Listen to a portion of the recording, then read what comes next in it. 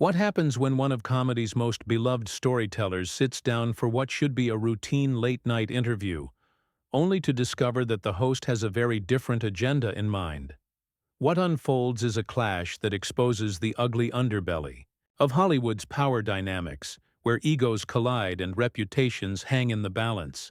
This is the story of how John Mulaney found himself in the most uncomfortable 12 minutes of television ever recorded, and why Jimmy Kimmel's behavior that night shocked everyone in the studio. Make sure to hit that subscribe button and drop a comment because this story gets wild. It was supposed to be a typical Tuesday night taping of Jimmy Kimmel Live. John Mulaney had been booked weeks in advance to promote his latest comedy special, and everyone expected the usual charming banter between two comedic minds. The audience was buzzing with anticipation, many of them specifically there to see Mulaney, whose popularity had skyrocketed in recent years.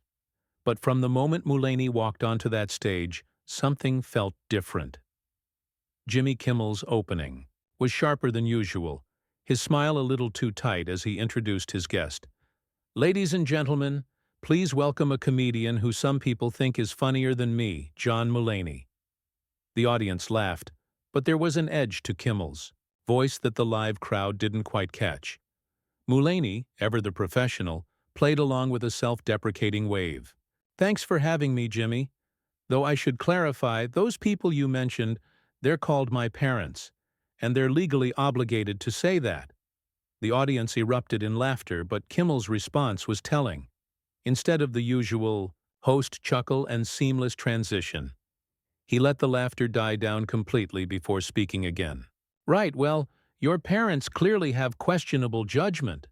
The comment hung in the air for a beat too long. Mulaney's eyebrows raised slightly, but he maintained his composure. "I mean, they did let me become a comedian instead of a lawyer, so you might be onto something there. What should have been lighthearted comedy was already taking on a different tone." Kimmel leaned back in his chair, studying Mulaney with an intensity that seemed out of place for a late-night talk show. "So, John, let's talk about your comedy special. You know, I've been doing this show for 20 years, and I've seen a lot of comedians come and go. Some of them think they're reinventing the wheel." Mulaney shifted slightly in his seat, his comedian instincts picking up on the subtle hostility. "Well, I certainly don't think I'm reinventing anything. I'm just trying to tell stories that make people laugh, hopefully in a way that feels honest." "Honest," Kimmel repeated, as if tasting the word. "That's interesting. Because honestly, John, and I hope you don't mind me being direct here, but don't you think your whole innocent, clean-cut persona is a bit manufactured? I mean, we're both in show business. We know how this works." The studio audience grew noticeably quieter. This wasn't the playful ribbing they'd come to expect from Kimmel's interviews. Mulaney's smile flickered for just a moment before he responded. "I'm not sure what you mean by manufactured, Jimmy. I just talk about my life on stage. If that comes across as clean-cut, maybe I'm just boring." "Oh, come on," Kimmel pressed, leaning forward now. "The whole thing about your wife, your apartment, your very specific brand of neurotic observations. It's very carefully crafted, isn't it? Very focus group tested." The tension in the room was palpable now. Even the band seemed to sense something was off.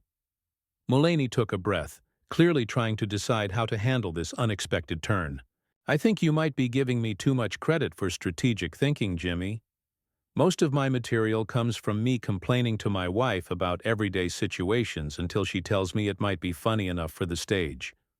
"Right, your wife," Kimmel said, and something in his tone made everyone in the studio uncomfortable.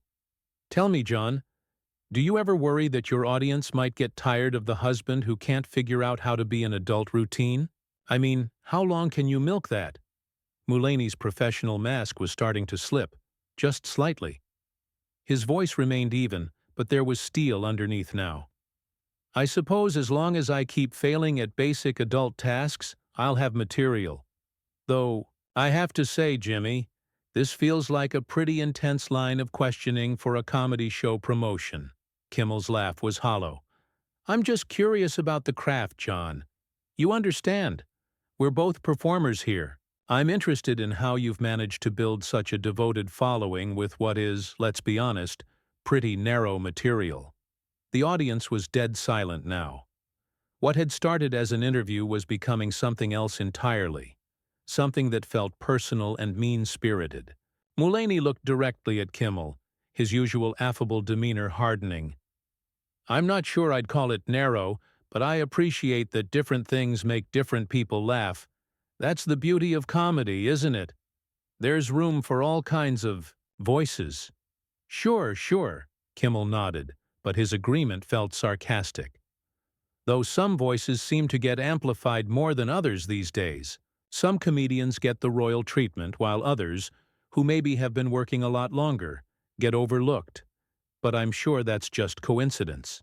The mask was fully off now. This wasn't about comedy or craft or even professional jealousy in any normal sense. This was personal, and everyone in that studio could feel it. Mulaney straightened in his chair, his voice taking on a different quality, less performative and more genuine. "Jimmy, I'm starting to feel like I walked into the wrong interview. Did I do something to offend you? Because if so, I'd rather you just tell me what it is." Kimmel's smile was sharp now, predatory. "Offend me? No, John. I'm just fascinated by how certain comedians seem to float above criticism. How they get to be everyone's darling while doing what amounts to the same act over and over again. It's really quite remarkable." The studio fell into an uncomfortable silence. Mulaney looked around at the audience, many of whom had come specifically to see him, now witnessing what felt like a public ambush. When he spoke again, his voice was calm but firm. "I think maybe we should move on to a different topic, or maybe just wrap this up. This doesn't feel like it's going anywhere good." But Kimmel wasn't done. "Oh no, we're just getting started," Kimmel said, his voice taking on a tone that made everyone in the studio shift uncomfortably. "I think the audience deserves to see the real John Mulaney, not just the carefully polished version. Tell me, John, what's it like knowing that half your success comes from being young and having good timing rather than actually being funnier than comedians who've been grinding for decades?" The question hit like a slap. Mulaney's eyes widened slightly, and for the first time since sitting down, he looked genuinely taken aback. The audience was dead silent, the kind of silence that happens when people witness something they know they shouldn't be seeing. "Jimmy, I honestly don't know what to say to that. I've never claimed to be funnier than anyone else. I'm just grateful people connect with my stuff." "Grateful?" Kimmel repeated mockingly. "That's the word I'd use too, if I stumbled into success without paying real dues.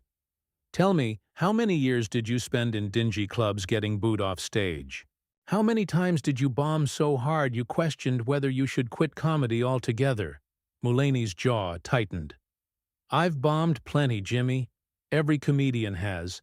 But I'm not sure why you're trying to minimize whatever success I've had. This feels personal in a way that's really uncomfortable." "Personal?"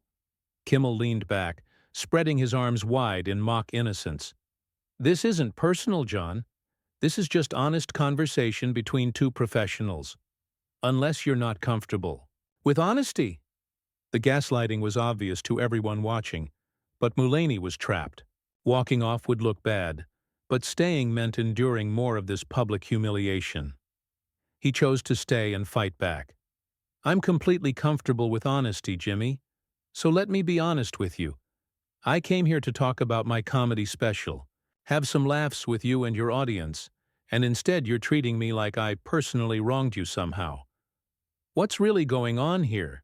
Kimmel's mask slipped for just a moment, revealing something uglier underneath. "What's going on is that I'm tired of pretending that mediocrity deserves celebration just because it's packaged nicely. You want to talk about your special?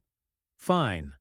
Let's talk about how it's basically the same 40 minutes you've been doing for 5 years, just with slightly different words." The attack was so blatant that several audience members audibly gasped. Mulaney sat back in his chair, staring at Kimmel with a mixture of disbelief and growing anger. "You know what, Jimmy? I don't think you've actually watched my special. because if you had, you'd know that's not accurate. But more importantly, I don't understand why you're using your platform to tear down a fellow comedian on national television." "Fellow comedian," Kimmel scoffed. "That's rich. See, this is what I'm talking about. You think we're peers, John? You think because you got some Netflix specials and a few late-night appearances that puts you in the same league as people who've been doing this since before you could legally drink?" Mulaney's composure finally cracked. "I never said we were peers, Jimmy. I said we were fellow comedians, which we are. But you're right about one thing. We're not in the same league, because comedians in your league, real professionals, don't usually ambush their guests and try to humiliate them for no apparent reason." The studio erupted in scattered applause from parts of the audience, which only seemed to make Kimmel angrier. "Oh, now I'm the bad guy? I'm asking legitimate questions about your career, and suddenly I'm the villain?" "You're not asking questions about my career," Mulaney shot back, his voice rising slightly. "You're making accusations and trying to diminish my work. There's a difference between an interview and whatever this is." Kimmel stood up abruptly, looming over his guest. "You know what this is, John? This is reality. This is what happens when someone calls you on your act. You can't just charm your way out of everything." Mulaney remained seated, but his voice was steady and strong. "I'm not trying to charm my way out of anything. I'm trying to understand why you invited me on your show just to attack me. Did someone make you do this? Are you being pressured to take me down for some reason?" The question seemed to hit a nerve. Kimmel's face flushed red. "Nobody made me do anything. I just think it's time someone said what everyone in comedy is thinking, but is too polite to say out loud." "And what's that?" Mulaney asked, standing up now to meet Kimmel at eye level. "That you're overrated," Kimmel said flatly. "That your success is built on being non-threatening and inoffensive, rather than actually being brilliant. That you're comedy for people who don't really like comedy." The insult was so specific and cruel that it took everyone's breath away. Mulaney stared at Kimmel for a long moment, and when he spoke, his voice was quietly furious. "You know what, Jimmy? I've tried to be respectful here. I've tried to give you the benefit of the doubt. But you're being cruel for no reason, and I'm not going to sit here and take it anymore." "Oh, so now you're going to storm off?" Kimmel taunted. "How very professional of you."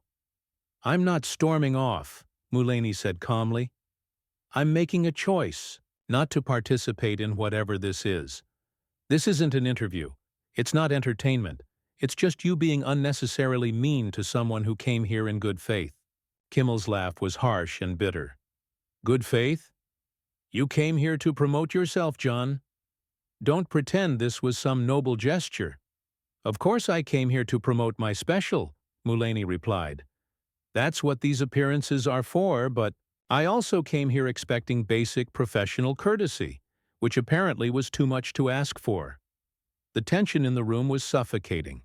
Audience members were looking at each other uncertainly, unsure whether they should laugh, clap, or just leave. The band sat frozen, waiting for some kind of signal about what to do next. Even the cameras seemed to be capturing something they weren't supposed to see. Kimmel moved closer to Mulaney, his voice dropping to a threatening whisper that the microphone still picked up. "You think you can just waltz in here and make me look bad on my own show?" Mulaney didn't back down. "Jimmy, you're making yourself look bad. I'm just standing here." The words hung in the air like a challenge.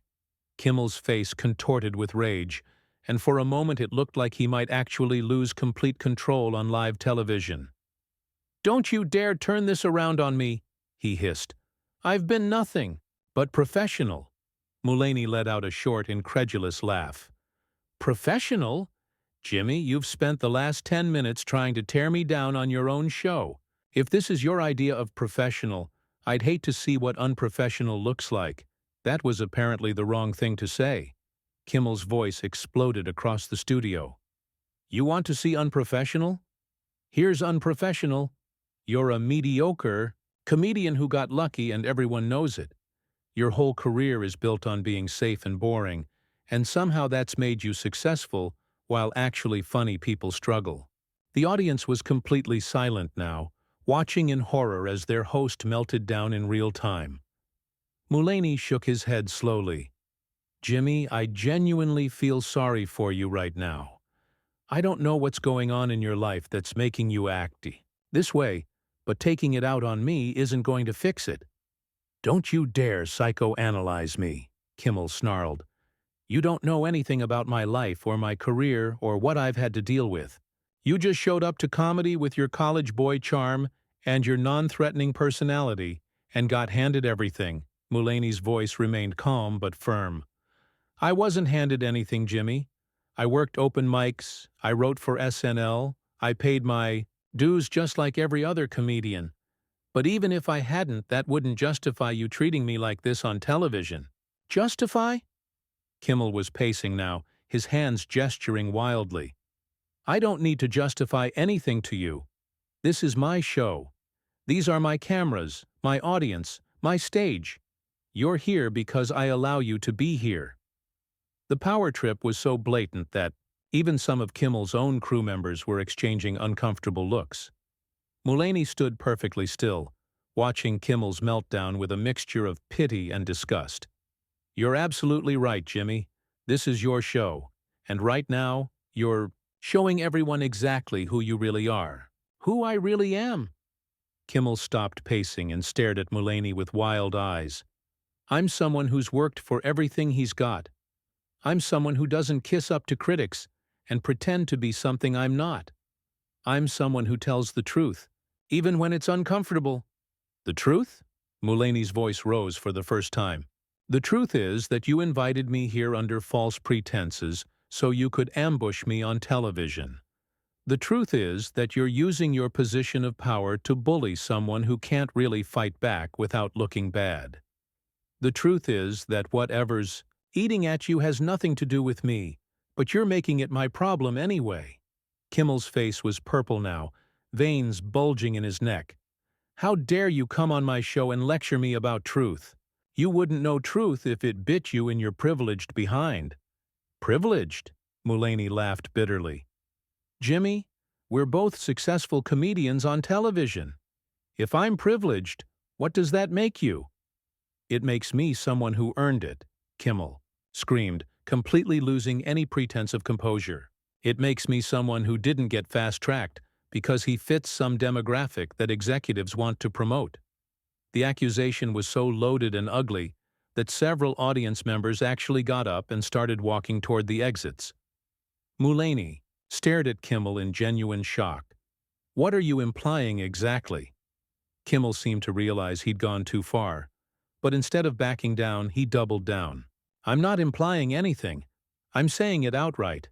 Some people get opportunities because of who they are, not because of what they can do." Mulaney's voice was deadly quiet now. "Jimmy, I think you need to be very careful about what you say next." "Or, what?" Kimmel challenged. "You'll tell everyone how mean I was to you? You'll go cry to the internet about how the big bad host was unfair?" "No," Mulaney said simply. "I'll just let your words speak for themselves." The simplicity of the response seemed to infuriate Kimmel even more. "Get out," he said suddenly. "Get off my stage right now." Mulaney didn't move. "Are you seriously kicking me off your show for defending myself?" "I'm kicking you off my show because you're disrespectful and ungrateful," Kimmel shouted. "You came here with an attitude. You've been argumentative from the start, and now you're trying to make me look bad." The gaslighting was so complete and shameless that several people in the audience actually booed. Mulaney looked around the studio, taking in the faces of people who had come to see him perform and were instead witnessing this train wreck. "Folks, I want to apologize to you for this," he said, addressing the audience directly. "This isn't what you paid to see, and you deserve better." "Don't apologize to them," Kimmel raged. "They're my audience, not yours." "Security, get him out of here." Two large men started moving toward the stage, but Mulaney held up his hand. "That won't be necessary. I'm leaving." He looked directly at Kimmel one last time. "Jimmy, I hope you get whatever help you need. This isn't normal behavior, and deep down, you know that." Kimmel's final words followed Mulaney as he walked off the stage with dignity intact. "Don't come back. You're banned from this show permanently." Mulaney paused at the edge of the stage and turned back with a sad smile. "Jimmy, after tonight, I wouldn't come back if you begged me." As Mulaney disappeared backstage, the studio fell into complete silence. Kimmel stood alone on his stage, breathing heavily, looking around at an audience that was staring at him with a mixture of shock and disappointment. The cameras kept rolling, capturing every second of the most uncomfortable television moment in recent memory. The aftermath would be swift and brutal for Kimmel's reputation, but in that moment, all anyone could think about was how they had just witnessed a man destroy his own credibility in real time, all because he couldn't handle sharing the spotlight with someone whose success threatened his fragile ego. What did you think of this incredible clash between two comedians? Have you ever seen a host completely lose control like this on live television? Drop your thoughts in the comments below and make sure to subscribe for more wild stories from the world of entertainment. This one definitely belongs in the Hall of Fame of television disasters.